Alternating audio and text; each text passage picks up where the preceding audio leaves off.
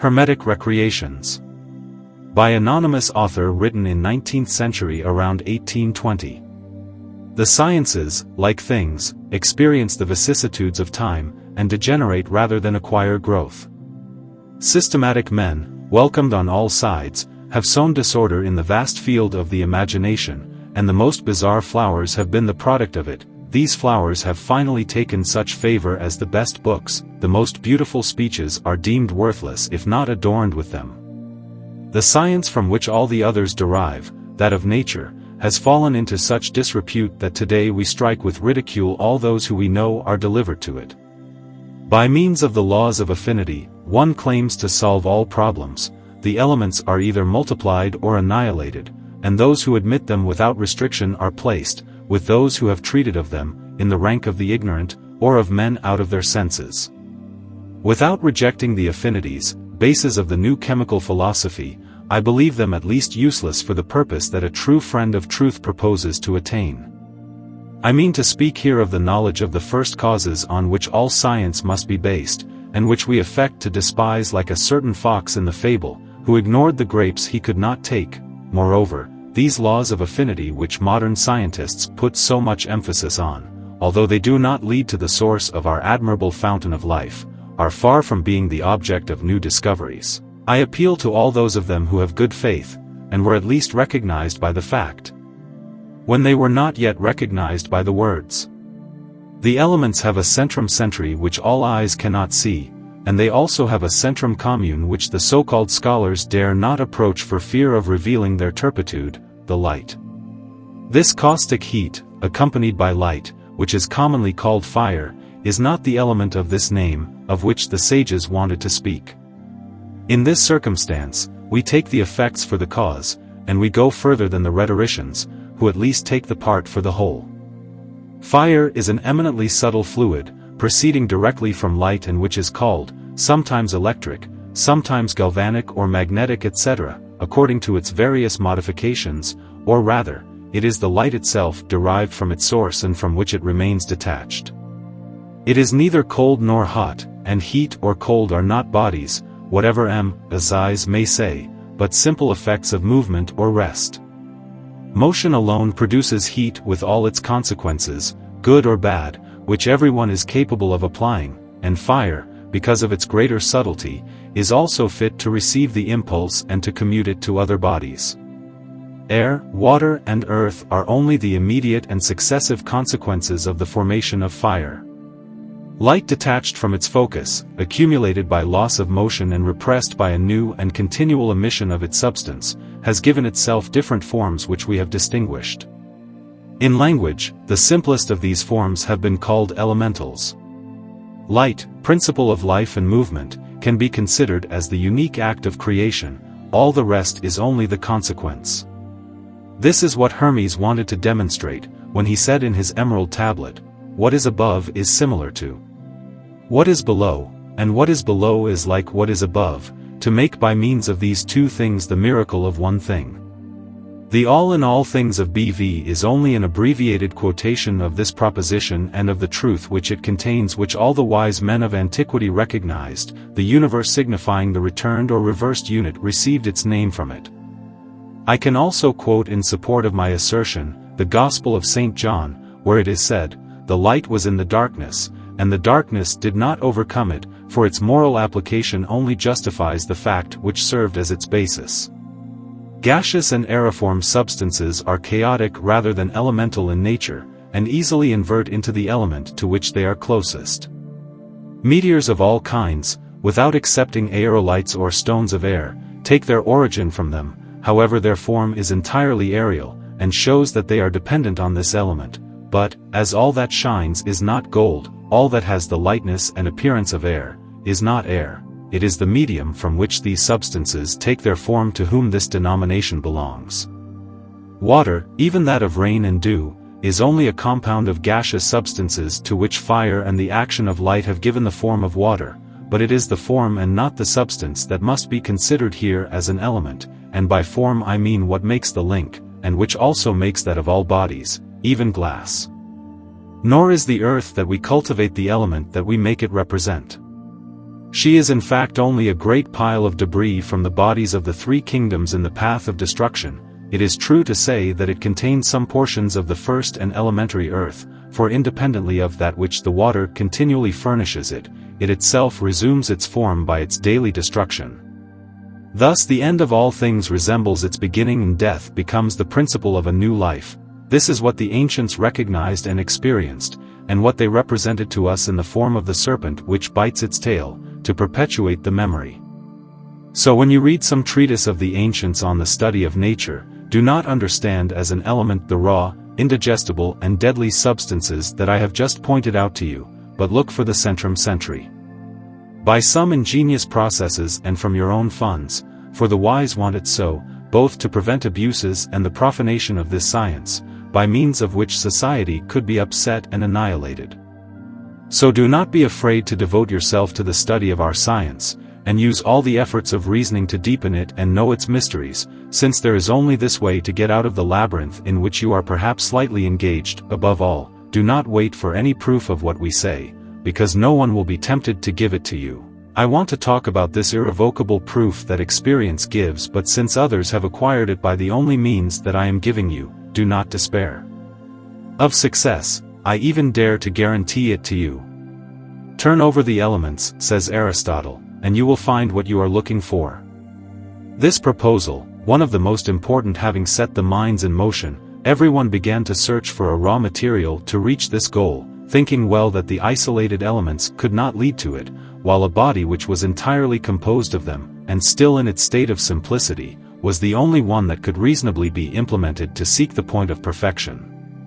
By dint of searching, some have finally found him, but finding nothing in nature capable of dissolving it, despite its simplicity, and not being able to extract its elements by any other means, they took it into their heads to go back to their common source. Having drawn from it, they finally came to the end of their plan. Rest assured, therefore, that without the igneous water composed of the pure light of the sun and the moon, it will be impossible for you to overcome the numerous obstacles which will multiply again before your eyes, when you attempt the passage of this famous strait which leads to the Sea of the Sages. This water, which some rightly call universal spirit and which the Englishman Dickinson has sufficiently made known, is of such great virtue and penetration, that all the bodies which are touched by it easily return to their first being. I have already made it known that it was not rainwater or dew water which was suitable for this operation. I will add here that it is not either the water of a species of mushroom commonly called floceli or flower of heaven, and which is very improperly taken for nostoc of the ancients, but an admirable water drawn by artifice from the rays of the sun and the moon. I would also say that the salts and other magnets that we use to draw moisture from the air are good for nothing in this circumstance, and that there is only the fire of nature that we can usefully use here. This fire, enclosed in the center of all bodies, needs a certain movement to acquire this attractive and universal property which is so necessary to you, and there is only one body in the world where it is found with this condition, but it is so common that it is met with wherever man can go. That is why I think it will not be difficult for you to meet him. We will derive great benefit from comparing this passage where this famous nostoc is highlighted, with the lines dedicated to it by Fulcanelli in his Mystery of the Cathedrals, or even Eugene Cancelit in his Alchemy explained on his classical texts and his Du Logis Alchemies, or also Grasset, in his Lumière tire du Chaos, or Pierre Dujals, alias Magaphon, in his Hypotypos du Mutus Liber, and finally Pernetti, in various places. Lat. Mr. Bruno de Lansac, author of the commentary on the work entitled Light Out of Darkness, said learnedly that fire lives on air, and that it is in the places where the air abounds the most that one must look for the sulfur of the wise, for he calls this water indifferently sulfur or mercury, especially since it contains both and enjoys their properties. However, these words are not to be taken quite literally. I recommend only to follow this author attentively when reviewing the kingdoms of nature. He gives a precise demonstration of the use and usefulness of this element for the maintenance of each of them. This well thought out chapter will be of great help to amateurs of science, and I cannot strongly urge them to make it the object of a particular study. I said that light was the common source, not only of the elements, but also of all that exists, and that it is to it, as to its principle, that everything must relate. The sun and the fixed stars which send it to us in such profusion are like its generators, but the moon placed intermediately, tempering it with its humidity, communicates to it a generative virtue by means of which everything is regenerated here below. Everyone knows today that the light that the moon sends us is only a borrowing from that of the sun, to which the light of the other stars comes to mingle. The moon is therefore the common receptacle or focus of which all philosophers have heard. It is the source of their living water. If therefore you want to reduce the sun's rays to water, choose the moment when the moon transmits them to us with abundance, that is to say when it is full, or when it is approaching its full. You will have by this medium the igneous water of the rays of the sun and the moon in its greatest strength. But there are still certain essential provisions to fulfill, without which you would only produce clear and useless water. There is only a proper time to make this harvest of astral spirits. It is the one where nature regenerates, for at this time the atmosphere is completely filled with the universal spirit. Trees and plants which grow green again, and animals which give themselves up to the pressing need of generation, make us particularly aware of its benign influence. Spring and autumn are therefore the seasons you should choose for this work, but spring especially is preferable. Summer, because of the excessive heat which dilates and drives out this spirit, and winter because of the cold which retains it and prevents it from exhaling, are hors d'oeuvres. In the south of France the work can be started in March and resumed in September, but in Paris and in the rest of the kingdom. It should now be known that the astral influence is preferably felt towards the north, that it is towards the north that the magnetic needle constantly turns, and that it is also towards the north that the electric, galvanic and magnetic fluids carry all their efforts. It is therefore also towards this region that you will turn your device, because experience has proven that on any other side you would not find this spirit. It is also necessary that the sky be clear and that there should be no wind, other than the restless coolness of the night, for without that one would only obtain a very weak spirit and incapable of action. One can begin the work as soon as the sun has set, and continue it all night, but it must be stopped when it rises, because its light disperses the spirit, and one collects nothing more than a useless and harmful phlegm.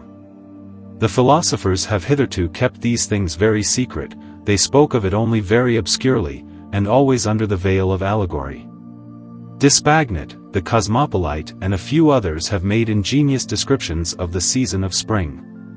Nicolas Flamel, to designate the northern region, feigned a trip to Santiago de Compostela, whence he returned with a converted Jewish doctor who, after teaching him the greatest peculiarities of the work, died in Orleans where he had him buried in St. Croix.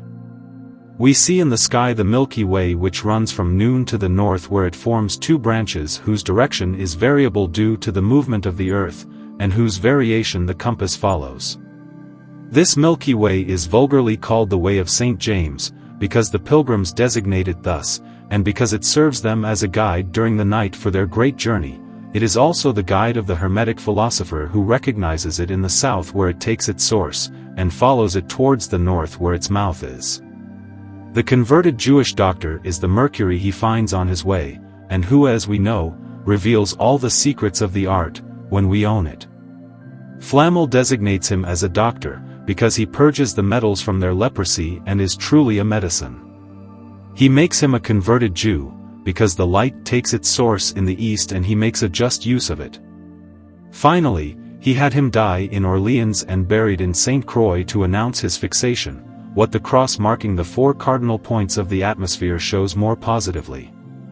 It is thus a lie of the author of the book having for title Hermippus Redivivus tending to accredit his imbecile system, that the quotation which he made of the alleged voyage of N. Flamel and which he dares to support from the relation which was made to him by two adepts calling themselves his friends and affirming his long existence. BV makes Adolphe say, coming out of an underground passage in Rome, and holding in his hand the little lead box containing the parabolic figure of old Adam, in my extreme delight, I looked to the south where the warm lions are, and then I turned to the north where the bears are. Saint Didier, author of the Hermetic Triumph, in his letter to the disciples of Hermes, says that, the study of this science is like a path in the sands where one must lead oneself by the North Star. This star has always been considered the sure guide of our philosophy, and it is she who led the shepherds to the crib where the Savior of the world rested. There are works entitled The Star or Philosopher of the North, but the misuse that is made of this emblem by too many pseudonymous authors, in order to give themselves prominence and make themselves sought after, have covered it with so much disfavor that it has lost much of its value. Be aware, however, that the astral spirit being the foster father of the stone, it is necessary to collect a large quantity of it. This harvest cannot be done all at once, which is why we will employ all the time that the work lasts, which is at least 3 years, for we must not confine ourselves to what the authors say about the times, their speeches being only fabrics of enigmas or allegories of which I will give the explanation elsewhere. Let us return to the main subject of philosophy.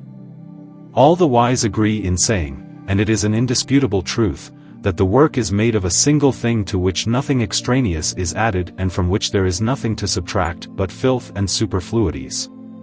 This is how Bernard Trevisan expresses himself, and his saying, which he borrowed from the philosophers who preceded him, was unanimously supported and repeated by all who followed him. Many people, misunderstanding this unity of stone, place in a vessel which they call a philosophical egg, a single material of their choice, which they hold over a lamp fire or any other they imagine, and thus await its dissolution in vain. Others make amalgams, and are not better advised. They make no progress for many reasons, the main ones being: 1. They work on dead matter, and when it comes to the true subject of philosophy, the vase and the fire are not proportionate to it. 2. They do not know that from the beginning until the end of the work, our matter is double, I mean that it has an agent and a patient without which there would be no action in the vessel, that the agent serves as male, and the patient as female, and that both together, although separated by their nature, constitute only one body, which is named for this purpose rebes, or two things in one. 3. Finally, their work is quite the opposite of that of nature, for they know neither how to dissolve, nor putrefy, nor distill, nor sublimate, nor any of our operations. However, they continue to undertake, saying to themselves, this work is that of nature to which we only need to lend a hand, it is up to her to complete it. Walking thus blind, and with so much confidence, they cannot fail to bump into each other at every step they take in such a dark maze. We read in the Gospel that there came no lilies on brambles, nor figs instead of grapes, that such is the seed, and such will be the fruit, but that a bad tree cannot produce good fruit, and that, for that, it must be cut down and thrown into the fire, but these reasons do not affect them, and they are none the less persuaded of success. However, seeing the bad end of their work, they should mend their ways and recognize their fault, but, far from it, they attribute it to some accident which they could not foresee, and return with even more courage to their foolish work. But, let these ignoramuses swell at leisure with vain fumes, and only concern ourselves with the choice of a due matter and its preparation. It is less a question of reviewing the substances of the three kingdoms, than of examining their composition, to know what they were formed from. At first glance, this difficulty seems insurmountable. It is large, indeed, but not as large as one might imagine, because 1. We do not need for this work, neither alembic, nor retorts, even less salts, ardent spirits, acids or corrosives, etc. 2. We know moreover that all the things of this world have the same origin, and that they only differ between them by the mixture of the elements, but such as I described them above. Thirdly, it only remains for us to seek the exact point of their formation. Consider that heaven and earth first existed, that heaven serving as agent or male, and earth as patient or female gave birth to all things. However, they were not distinct from each other, and at first they formed only a dark and abominable mass, but the light having been separated from it, and the two having been established, the mass moved and gave signs of life. The elements were formed, the universe and all that it contains then appeared, and this admirable order of things has existed since that time, and will remain so until it pleases the sovereign mediator to change it.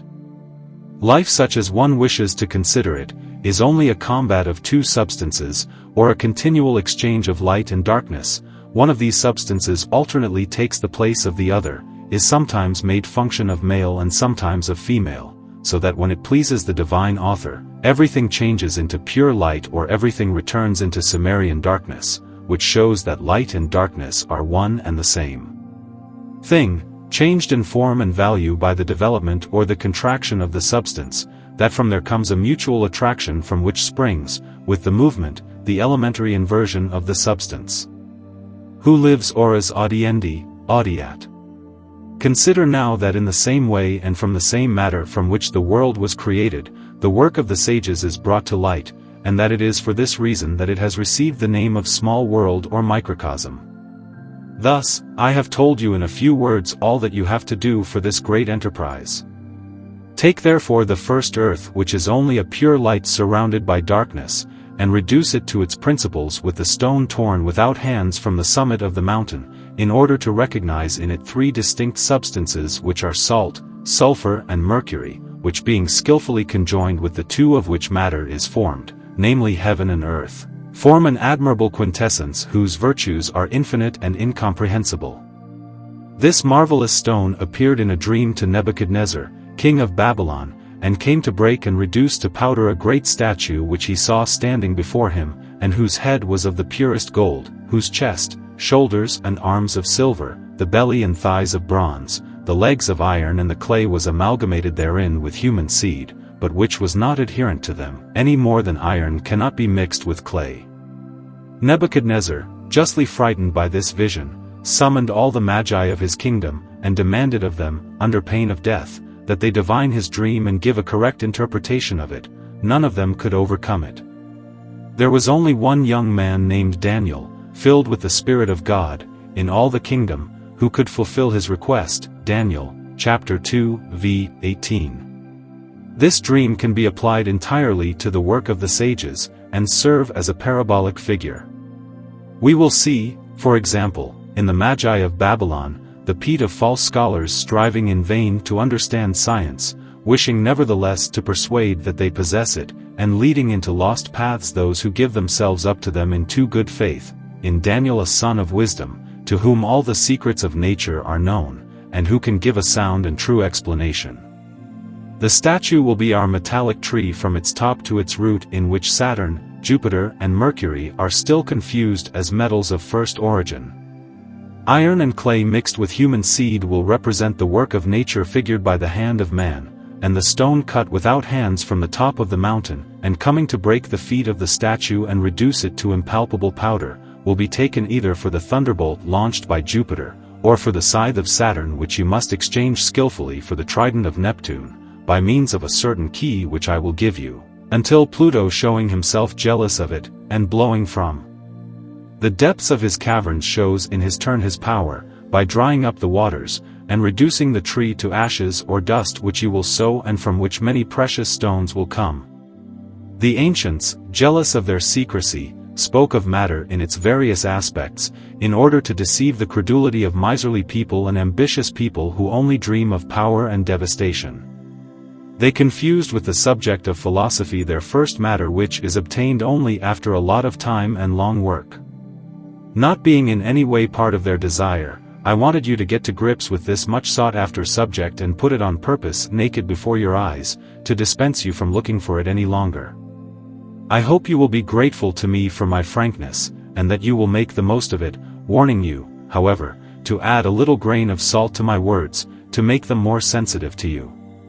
Ferrara paints this subject as a stone which is not stone, which is hard and soft, and which is of no price. But if you want to believe me, you will be more attached to what the Count of Treviso has said about it, because he showed himself less envious than anyone, having painted this subject at great length in his Arca Aperta, and having made a very extensive description of the matters which are not proper to our work, in another work. I will then give you the advice of the illustrious commentator of the light emerging from darkness, Mr. Bruno de Lansac. Choose, he says, a material that has a metallic shine, and I will add that it is neither metal nor mineral, otherwise it would serve no purpose. You will know moreover that this brilliance is only the stamp of matter and what reveals it to the eyes of the sage, and you will take care to take the fruit instead of the root, for not only is it immature, but in an opposite hypothesis, it would still only give you a wildling from which you would derive no advantage. Disbanding is the first thing you need to do, because you have to unbind the body to bring the enemies to grips.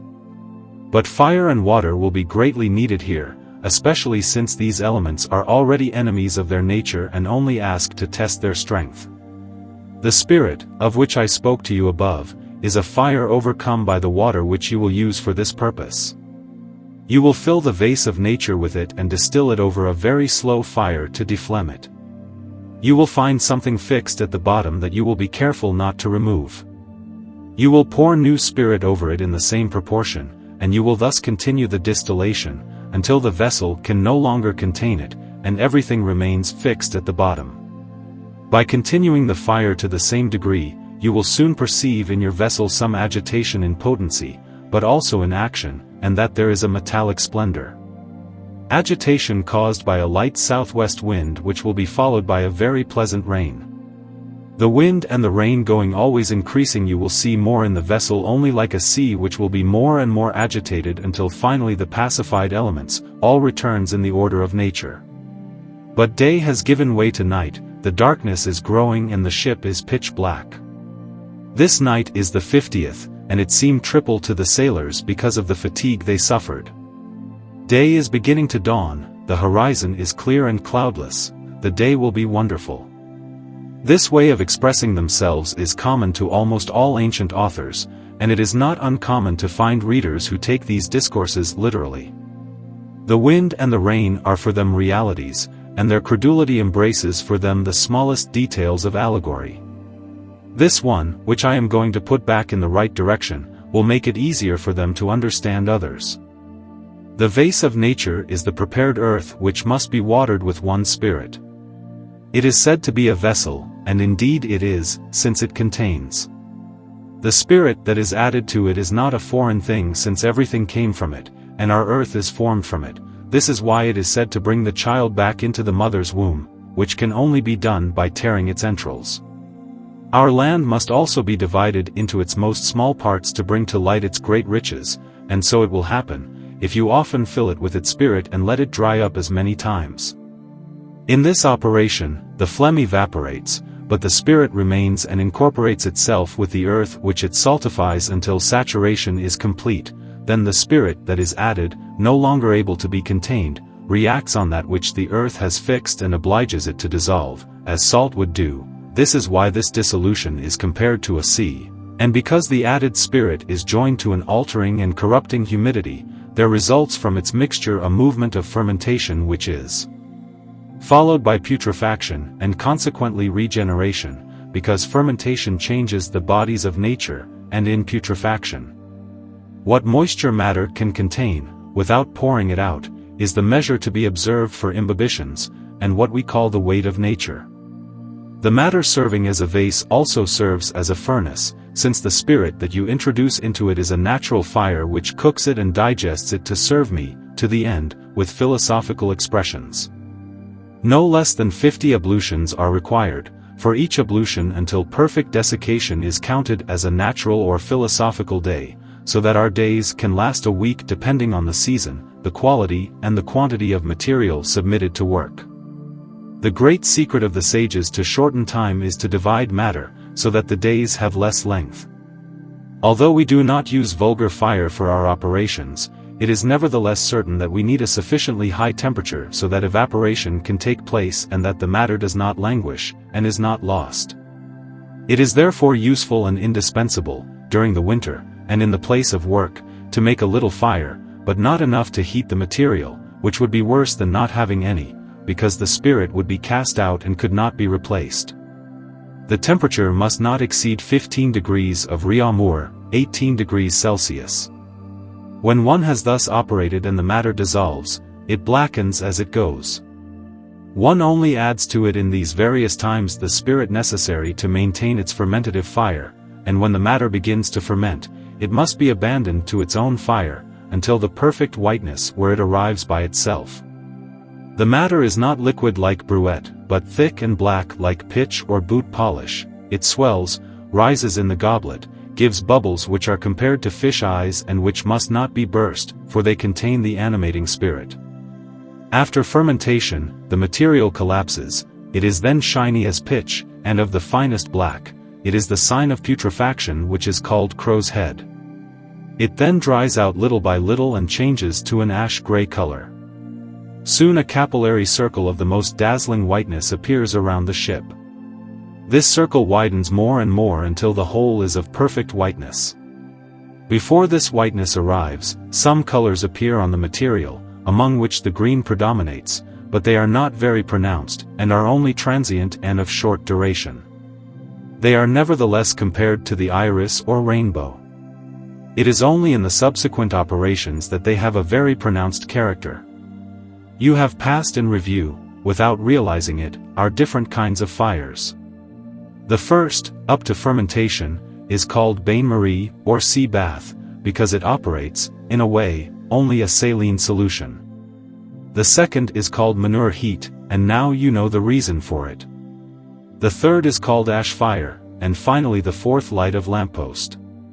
We still have other kinds of fires, but whoever knows the first, undoubtedly knows all the others.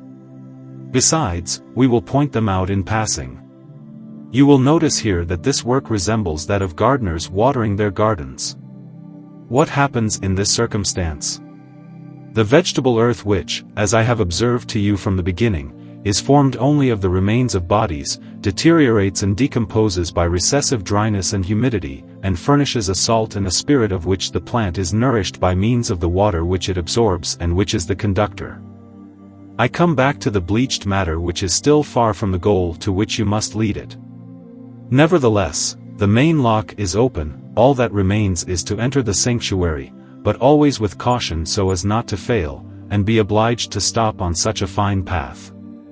This white powder or regenerated matter is the mercury still child, and to which it is necessary to give eagle wings to the head and to the heels, that is to say from the feet to the head, so that it can fly, and rise to the highest region which is heaven. It must be sublimated as many times as in its dissolution in the astral spirit, it will leave an earth behind which will rush and which you will have to collect with great care. Philalethes calls these sublimations eagles, the more so as the mercury acquires each time a great subtlety, and it compares the earth that the mercury throws back, to the tail that the vulgar mercury leaves behind him, as long as it is not sufficiently purified. Wash, he said, your mercury, and purify it with salt and vinegar, until it leaves no tail behind it, by flowing on a flat surface. We will soon know what he means by salt and vinegar, and we already have a glimpse of it. When the mercury is dissolved in the astral spirit, and the earth has been separated by decantation and lotion, so as not to lose anything, the solution is placed in a cool place, and a deposit of 3 salts is made, namely, 1 cottony, which floats on the surface and which is mercury, the second which is pointed and of the nature of nitre, and which is between 2 waters, and the third which is a fixed and mineral salt which settles at the bottom. In the state in which we see mercury here, it would draw the tincture from plants, and make medicine of it.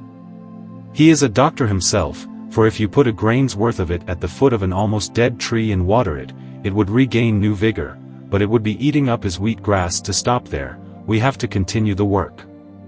As for the 2 other salts, they are reduced to mercury similar to the first, by continuing the operation. For this purpose, when the salts have been separated, one dissolves the second species in the astral spirit to sprinkle the fixed salt, dissolve it, ferment and putrefy it, and as it would not be in sufficient abundance to complete the operation, one completes the imbibitions with the dissolved mercury, and one proceeds as the first time, by the weights of nature.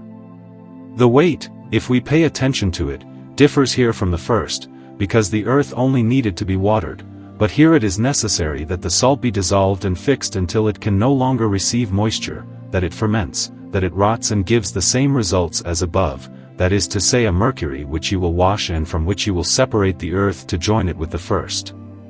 To sublimate the mercury, you will separate it in 2, you will dissolve 1/2 by the astral spirit, and you will by means of it perform ablutions on the fixed part, as I have just taught you. You will continue your ablutions until perfect dissolution, and then you will leave to ferment and putrefy as before. Here you have the mercury of the second eagle. If you go thus up to the 7th, inclusive, this mercury will be very suitable for dissolving gold, and it will dissolve it without heat or boiling, and in the manner in which ice melts in hot water, you will lead him up to the ninth inclusive, and you will give him all the exaltation of which he is likely in order to be able to operate greater things. But, I warn you that if you wanted to go further, it would dissolve even the flints by simple contact and you would not find any more vase to contain it. At each sublimation or eagle, you will separate the starchy black earth as the first time, and you will join it to the first to make the use of it that I will indicate to you in the second work, for the first has been used entirely in the manner of our mercury, but it is that which requires the most time. It is also the most difficult, which is why it is compared to the labors of Hercules, of which it is moreover only the correct application, and when it is finished, the rest is no longer regarded as anything but a woman's work and a child's game. It is no longer a question, in fact, of washing the brass, or of making an impastation, which applies very well either to the women who take care of the laundry, or to the children who make dumplings and figures of clay or soaked earth, lavare et impaster, in hoc consistit magisterium sapientum. The time of this great and important operation is about 2 common years. And when it is finished, the apprenticeship of our masonry, because it is only this one of true, this apprenticeship ends, it gives way to the companionship whose tests are much shorter, and less harsh. You finally have in your hands this universal mercury of which the sages have spoken so much. By means of it you can attack nature to the heart, and extract the medicines or tinctures of the 3 kingdoms, giving them at the same time a fixity and perfection that they could not have. This mercury is truly the force of all forces of which the learned Hermes Trismegistus spoke. It is the igneous dragon which destroys all things, the spirit of wine, or rather the brandy of Raymond of Lully, and the vinegar of Cosmopolitan. It dissolves and fixes at the same time, because it comes from the union of 2 fires in opposition to each other, although having the same origin. The first is an acid and cold fire, it is that which dissolves and produces fermentation. The second is alkaline and hot, it produces putrefaction and fixes the compound. This is why B.V. Deux Clefs warns you to clearly distinguish cold from hot, in the application of your fires. It is not, however, that the fermentative heat comes from the alkali rather than from the acid, since it is only a simple effect of motion, as you must have noticed at the beginning of this treatise, but because the presence of this alkali determines it and preserves it during putrefaction. Mercury being only half a generation, we must now proceed to the exaltation of sulfur. As Flamel and Le Trevisan did, you can take gold in sheets and extract the tincture from it by projecting it into your mercury, which you will have dissolved beforehand. This path is not the noblest, but it is the shortest. It is only a particular tincture that one obtains, but the mercury universalizes it in the work and leads it to the same result. It is no doubt much nobler to draw this universal tincture from matter. You will therefore take all your lands from the eagles, and you will proceed with them by further imbibitions with the astral spirit, until they turn red and are a reddish-brown. This is what philosophers call calcination. The mercury dissolved and projected above will make the extraction of the tincture, by means of which you will be able to proceed to the philosophical marriage which will make the perfection of the work, and will finish the work, except the multiplication which is only the abbreviated repetition. This tincture is the crown of the king which you must draw from the ashes, why the wise Pythagoras and after him many repeated, "Do not despise the ashes, because the crown of the king is found therein." This is where the custom of keeping the ashes of the dead comes from. B.V. says without his preface that the crown of the king be of very pure gold, and elsewhere he says, it is a wreath taken from the ashes. The gold is this tincture of which we speak, and the ashes is the land of the eagles which you have set apart. You must also know that the mercury, which makes the extraction of this tincture, is called dry water which does not wet the hands, because, although it is only a salt which does not wet, it alone has the virtue of dissolving all bodies, as water makes salts and gums. In appearance, water is said to be a solvent, but, in fact, it only divides. Dissolution takes place in all nature only by means of fermentation, while mercury dispenses with it on the same occasions, but in higher things where the presence of water is of no effect, and fulfills its functions, and does like it only separate the bodies or substances to bring them together, and make them undergo fermentation, the only cause of dissolution. Moreover, dissolution is itself only a more extensive division of bodies or an absolute disjunction, and the exact mixture of all their parts. It happens in this circumstance that the disjoined parts and of a nature opposed to each other coming to meet, collide, and engage in a kind of combat to which we have given the name of fermentation, after which they unite again, but after having purged themselves of what was foreign to them which causes corruption, and prevents the union from being perfect, but after its entire separation. The union is so intimate that all the efforts of nature to separate them would be nil and inspiring. So will the bodies and souls of the righteous be after the judgment and their purification. Collide and engage in a kind of combat to which we have given the name of fermentation, after which they unite again, but after having purged themselves of what was foreign to them which causes corruption, and prevents the union from being perfect, but after its entire separation. The union is so intimate that all the efforts of nature to separate them would be nil and inspiring. So will the bodies and souls of the righteous be after the judgment and their purification.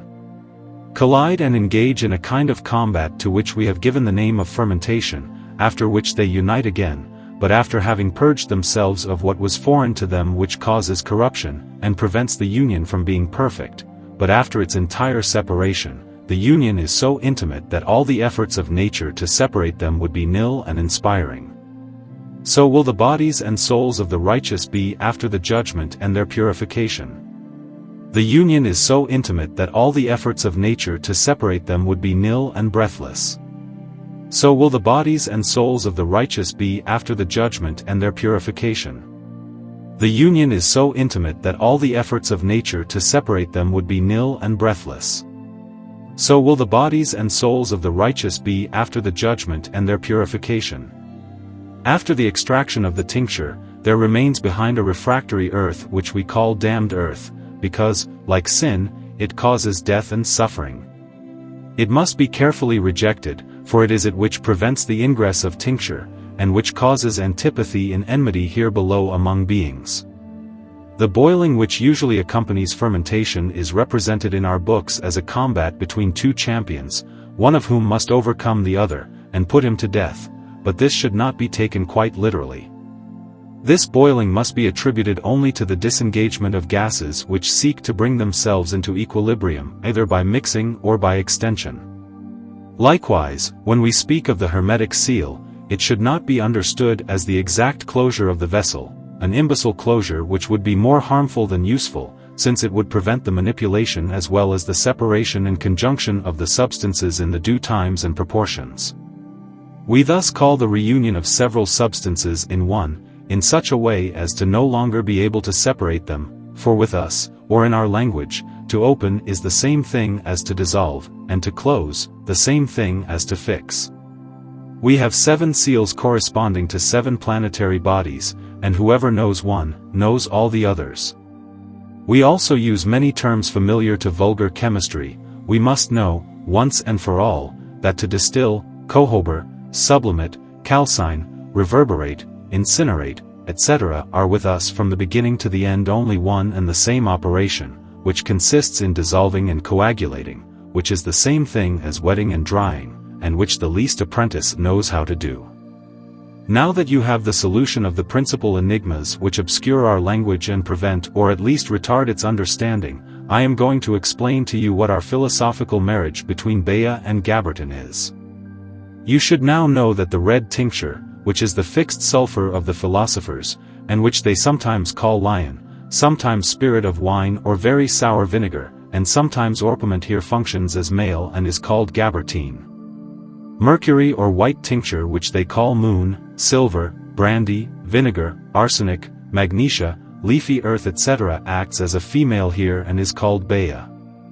You should also know that these two substances, sulfur and mercury that the little peasant calls the 2 flowers, together constitute only one mercury, called hermaphrodite, or rather androgynous, which means male and female, that in the operation which I am about to describe, they perform their functions alternately, that consequently they often gave to both the same names, but particularly that of mercury, while making however a small essential difference to know, they then put before the name of mercury the first word, to express the white tincture. They call this the green lion, and the sulfur red lion. If they name mercury eau de vie, vinegar, arsenic, magnesia, moon, silver, they name by a fair comparison and proportion red tincture, spirit of wine, very sour vinegar, orpiment, realgar, quick gold, sun, etc. As a last observation, I will point out to you that mercury is only a salt inverted into this mercurial substance, that sulfur itself is never without salt, any more than salt without mercury, which makes you see evidently three substances in one, which substances we call, for our convenience, salt, sulfur and mercury. To proceed with the philosophical marriage, you separate your red tincture in two, and let one part of it dry out, setting the other aside for the need. How many people have failed, for having ignored this precaution? They believed that to whiten the red, and to redden the white, was only an ordinary and necessary continuation of the progress of the great work, and that all this was done by itself. Let them therefore know that the red is nourished by the white and the white by the red, that the white is taken for the milk with which the newborn child is fed, or for the virginal robe. As for red, it expresses either the increase of fire, or the change of clothing, it is taken by some for the royal mantle. You will therefore proceed to imbibitions on half of your sulfur, which you will have left to dry out, with white mercury, according to the weights and measures which you have already used, and will continue in this way until complete saturation and the matter remains liquid at the bottom of the vessel, that is to say muddy. If you have operated well, you will obtain in 40 days the dissolution of the body, following which will come fermentation and putrefaction. In fermentation, matter swells, rises and makes a little noise like that of an anthill, and when putrefaction wants to happen, the matter collapses and blackens. It is only when she has arrived at the perfect darkness, called raven's head, that she is in full putrefaction. This is only the first matter of our work, matter which we find nowhere on the earth of the living, which we do not however create, but which is said to have flown above our heads, because the mercury having been sublimated 9 times, the sulfur still rose above it. Philosophers take dissolution for the reign of Mercury. It is during this reign that our metallic principles are allied together, but it is here as an appetizer. It is only here at the reign of Saturn or during darkness that they begin to count, or take the beginning of the work, because the 3 principles are irrevocably linked and the seal of Hermes is accomplished. It is the vase of nature that must be closed and not an egg of crystal or any other material, and the closure does not mean the throat of a vase so that air cannot penetrate it, but the intimate junction of salt and sulfur and mercury, so that they can no longer be separated by any art whatsoever. There is no need for any external fire to arrive at whiteness, the matter by drying out arrives there by itself. First, it takes on the color of ash gray, which is compared to tin, and which is called the seal of Jupiter. Then it arrives by degrees at whiteness, but before arriving there one perceives circularly on the matter various colors, red, yellow, blue and green, which one compares with the iris or rainbow, and which others call the tail of the peacock. These colors, which hardly last, are replaced by a film of a blackish brown which is streaked by desiccation and reveals the matter under a gray color. Soon after, one sees on the edges of the vase a capillary circle of great whiteness. Then, the reign of Jupiter, announced by the color gray, and which the philosophers compare to the fire of ashes, ends, to make room for that of the moon. This circle expands successively until the perfect whiteness of the matter that the philosophers rightly call moon or silver, since a weight of this white medicine projected on 10 of silver, and then on 100 of another imperfect metal, transmutes this one into silver purer than that of the mines. The money that is used in this circumstance, here takes the place of ferment, and without it there would be no transmutation. It is in this sense that we must understand what the sages say, that without gold, no gold is feasible. They hear about the ferment. This bleached earth has the appearance of a brilliant diamond powder and is divided into small blades, which is why the sages named it their leafy earth, in which they recommend to sow their gold. It is, as we see, only half a generation. This is why it is necessary to continue the work if one wants to reach perfection. It is necessary to give this ground the necessary culture before sowing gold there, otherwise it would not bear fruit. We therefore recommence the imbibitions with white mercury, according to the measure previously observed. With the aid of a well-observed fire, the matter becomes more and more subtle, becomes covered with greenery, after which it begins to turn yellow and takes on an orange color that it could no longer exceed if the fire were not increased. This greenery so praised by poets and so recommended by all philosophers is the reign of the beautiful Venus, which is followed by that of Mars, which is the color orange. You remember having made 2 parts of your red tincture, you have just whitened the first, it must now be reddened. So take the tincture put in reserve, dissolve it by projecting philosophical mercury on it and proceed with this tincture with imbibitions, until the matter arrives at a beautiful purple and dark poppy red.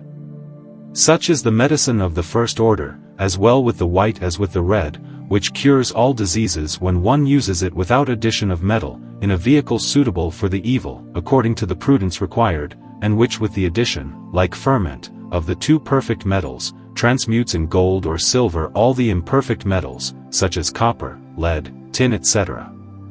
Before attempting a projection, the material must be tested on a red-hot copper blade. If it melts without smoke it is in the desired state, otherwise the fire should be continued. Multiplication. Multiplication is nothing other than the repetition of the whole work, starting from the philosophical marriage. It is only necessary to take care to divide its matter in 2 in the circle of whiteness and that of redness, in order to be able to proceed to the imbibitions on the remaining half with relatives of the same blood. Mercury, as well as the red tincture in their first state, would here be too imperfect to be able to combine with our medicine. You will take care, at each dissolution by mercury, to separate a damned earth which precipitates and which you will reject with all the less scruple, as it is absolutely refractory, and it prevents the intrusion of matter into metals. With all the conditions I have described above, without omitting anything, you will surely arrive at the much desired goal of philosophy. However, do not seek to exceed the sacred number of 9, because the matter, however fixed it may be, would have acquired such great fluidity and dilation that no vessel being able to contain it, it would be entirely lost. On this, my brother, thank God for the grace He has given you, as I thank Him for having been useful to you in your plans, if they are right, and that you remain in the paths of good. The End. Scholes, by the same anonymous author. First. Everything was water from the beginning, the universe and everything it contains came out of the waters. Second. Water is a compound of various principles, if it were not, it would not experience fermentation or putrefaction. Third. Fermented, rotten and dried up water forms a silt which can be called dry water. Fourth. This silt, this dry water, is the clay from which the colossus of the world was formed. Fifth. Clay is an unctuous, gray and heavy earth from which brick is made. Sixth. The alkalescence and not the grease forms its lubricity, and makes it soapy. Seventh. This is what makes it miscible with fatty substances, but not intimately, at the slightest heat, the fat separates. Eighth. Clay is therefore not formally an alkali, but he has a quality akin to his nature. He holds the intermediary. Ninth. It often passes to the state of chalk or lime, but imperfectly, it retains more or less its original form. 10th. Yellow, red, green soils, etc. are of this nature, but with the addition of mineral tincture. 11th.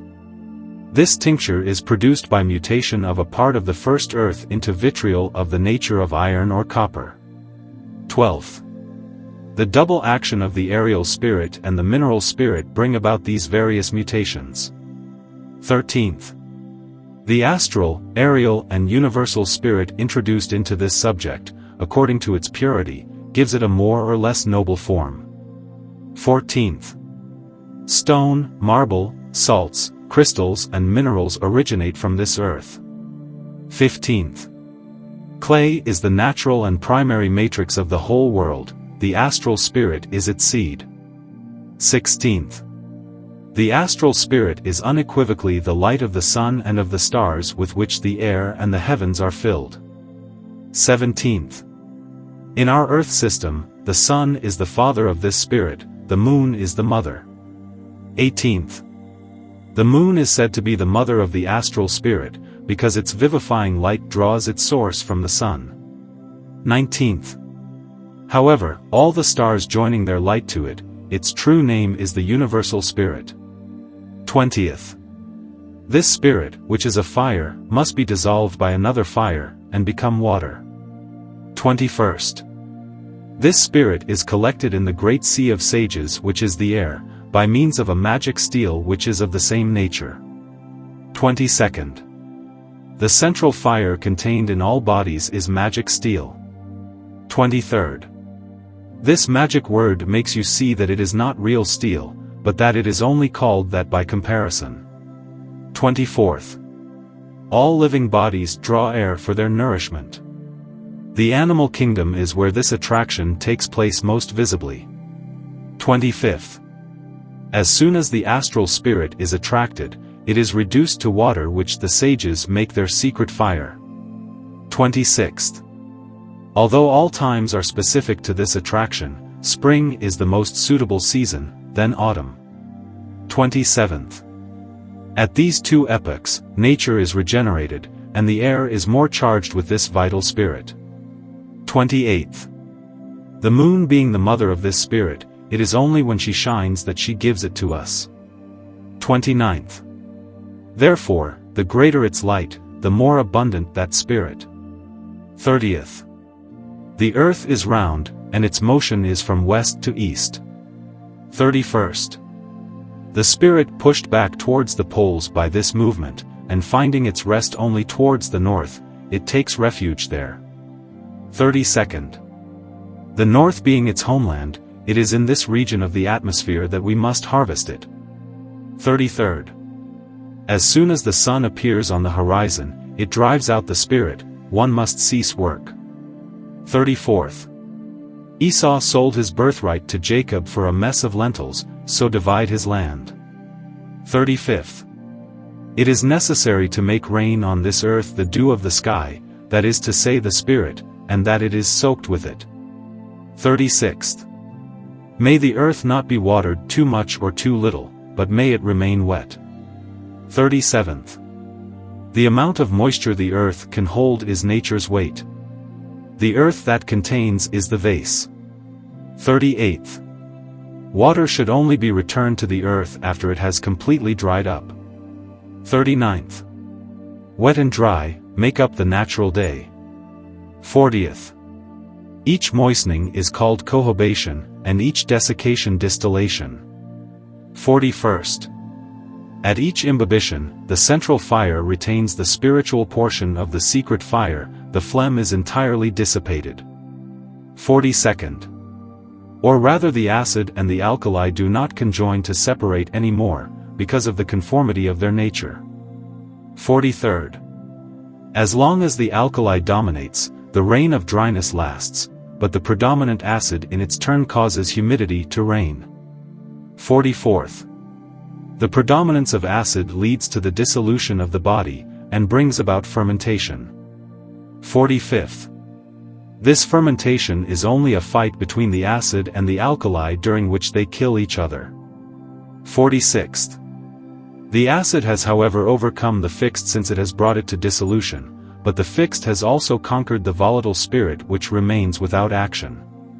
47th. From acid and alkali united an androgynous or hermaphroditic nature is formed. 48th. Fermentation completed, putrefaction follows, and puts the seal to the first work. 49th. There were 50 nereids or goddesses of humidity, 50 daughters of Danaus who married the 50 sons of Aegyptus. 50th. It takes 50 ablutions of the spirit on earth, or 50 marriages of acid and alkali, of heaven with earth, to obtain dissolution. 51st. The alkali, acting as female, overcomes 49 times its male, which is the spirit, but, with the 50th the forces coming to him to miss, it remains joint. 52nd. The ablution ceases as soon as the fermentation occurs. This fire is compared to a bain-marie. 53rd. The heat increasing in putrefaction is compared to that of manure. 54th. It is only in putrefaction that the conjunction is effected. The principles contained in a single substance can no longer be separated, and this is called hermetic seal. 55th. From coal which is black we make grey ashes, and from this ashes we get salt by continuation of the fire. 56th. The body blackened by putrefaction becomes grey and is compared to the ashes, then white, and is the true salt of nature, or the saltpetre of the sages, that is to say the salt of their stone. 57th. The sages still compare their matter to soap, because apart from its particular properties it is like soap composed of an alkali to which the grease of sulfur is joined. 58th. In the ashes, say the sages, is enclosed the diadem of our young king, in the remaining earth, after the extraction of salt, is sulfur. 59th. Sulfur manifests in this earth by its coction with our spirit or secret fire. 60th. The philosophers call, external fire, the administration of the spirit to the body, of acid to alkali, or the excitation produced between salt and humidity. 61st. Geber defines sublimation the elevation by fire of a dry thing with adherence to the vessel, to express the putrefaction and exaltation of the substance, the fire, the dry thing, and the vessel being together the same thing. 62nd. The salt of the sages needs to be exalted to become their mercury. They have 9 sublimations. 63rd. The sublimations are done like the first work, by the administration of external fire. 64th. Mercury must be made by mercury, that is to say, the fire must be of the same substance as the body subjected to work. 65th. For this to be so, it is necessary to dissolve in the spirit part of the salt to make the imbibitions. 66th. For this purpose, one makes, at each sublimation, 2 parts of his salt, one remains dry, and one dissolves the other to soak. 67th. There thus takes place a new dissolution, fermentation and putrefaction, all the more prompt as the salt is higher in dignity. 68th.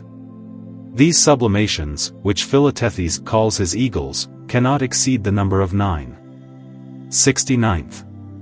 At each sublimation of the salt of nature or mercury, it always separates, by means of dissolution, a little earth which must be united with the first. 70th.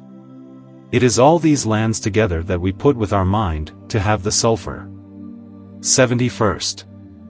In this coction there is neither dissolution nor fermentation nor putrefaction to be expected, the body only blushes more and more and arrives at a brown color which is the last. 72nd. To have this tincture the color of blood which is solar gold, or the very sour vinegar, or spirit of wine of our, lull etc. it is necessary to pour on the red earth, the philosophical mercury to the height of 2 or 3 fingers, then it separates gently and floats the mercury like a quintessence. 73rd. When one dissolves with the astral spirit, the salt which is the mercury, it is necessary to put the dissolution in a cool place, the mercury then collects on the surface of the spirit in the form of cream, but it is a salt, or a dry water which, although liquid does not wet the hands. 74th. There remain in the mind 2 kinds of salts other than mercury, namely, a nitrous salt and a fixed salt. 75th. By subjecting these salts to the work of eagles, and working them one through the other, they both arrive at a perfect mercurial form. 76th. There are 2 ways to get sulfur, the wet way, and the dry way. 77th. The wet way is the one I have just taught, it is the longest, but the most noble, because of the difficulties overcome. 78th. The dry way, as Flamel and B. Trevisan followed it, leads to the goal, although particular. 79th. It consists of separating the tincture of common gold with the mercury of the 7th eagle. 80th. We thus gain over time 2 sublimations of mercury and the entire coction of the earth of the eagles. 81st. When we proceeded by the wet way, it is necessary to reject the ground which remains after the extraction of the tincture. It is a damned and damaging land. 82nd. Whatever path you follow, you must proceed to the marriage of sulfur and mercury. 83rd. It is a new heavens and a new earth that you will marry together, and which will produce a new Jerusalem with a very powerful king. 84th. Take some of your sulfur or tincture, let it dry, and a soft, pleasant to the touch earth of a brownish red will be formed. 85th. Make your imbibitions with mercury, as in the first operation, following the weight of nature. 86th. After 40 imbibitions, which are deemed 40 days, the body will dissolve, ferment and rot. 87th. It is these two tinctures, one red the other white, that the little peasant calls his two flowers, and that others have called grande and petit lunar. 88th. It is necessary to bring this red tincture to whiteness by imbibitions with mercury. 89th. These imbibitions must be made in such a way that the earth remains firm, although wet. 90th. Science dwells in principles, but the art consists in knowing how to dissolve and rot. 91st. That one is past master who has reached the degree of putrefaction, because although it is the lowest of the work, it is reputed to be the highest because of the difficulties it presents in reaching it. 92nd. The main step is taken to arrive at whiteness, which is a sovereign medicine against all sorts of evils. 93rd. It's not that there are still some difficulties to overcome, but they are not insurmountable. 94th. Whiteness is not immediately achieved, it must first be dissolved and blackened. 95th. It must be a radical dissolution, the body must be reduced to its smallest parts, although it is not like river water or the like. 96th. It is wrong that some philosophers have spoken of blackening the white, for although the whiteness comes from the blackness, it is nevertheless the red that has whitened it, and consequently the same that blackens it. 97. Moreover, this blackness is a tenebrous veil which covers the whiteness as well as the red. 98th. The dissolution is called the seal of Mercury, the bain Marie, the bath of the king. As for the putrefaction of which blackness is the symbol, it is goat or horse manure, and the seal of Saturn. 99th. Dissolution is taken by some for the first matter of the sages, and putrefaction by others, in view of the essential and inseparable union of the two substances. 100th.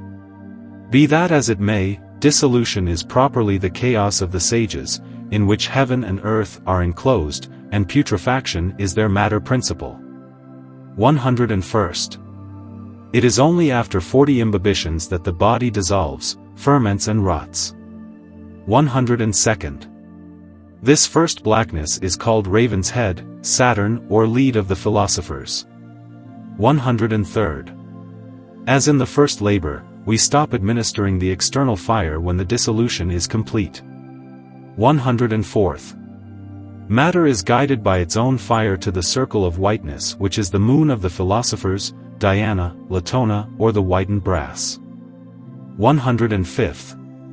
The whiteness begins with a capillary circle that extends day by day to the center, but before arriving at whiteness, the matter passes from black to gray, which is the intermediate color and which is called the fire of ashes, and the seal of Jupiter. 106th.